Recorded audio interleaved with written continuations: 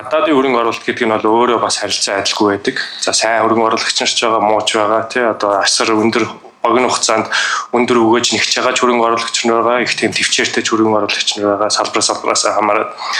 Зүгээр одоо яг ямар нөхцөл байдал бүрдээд байна гэхээр олон улсад бол бараг 1.4 тэрлион доллар жил болгон энэ уур амьсгалтай тэмцэхэд ингээд олон улсад ингээд зарцуулагдаад байгаа асар их тийм капитал хөрөнгө оруулалтад хийгдэхэд бэлэн болцсон байна.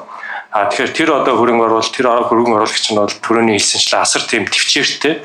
За тэгээд одоо ганц нэг салбарыг одоо ганц уул уурхаач гэдэг юм уу тий салбарыг барьж явдаг. Олон салбарт ингээд доктортой урт хугацааны үйл ажиллагааг хангах байдлаар хөрөнгө оруулах хийхэд тийм бэлэн одоо мөнгө нь үйж гэн хөрөнгө оруулагч нь үйж гэн.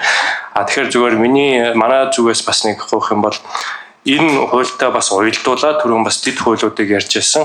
Уур амьсгалын өөрчлөлтийн хуулийг бас засгийн газраас анхаарчлан батлах тал дээр ажиллах юм бол тэндээс бас яг Монгол улсад хамаагүй илүү бас тийм шингээцтэй үр дүнтэйгээр шингэх боломжтой тийм асар их хөрөнгө оруулалтын боломжууд бас байх шиг байна гэж харж байгаа. За баярлалаа.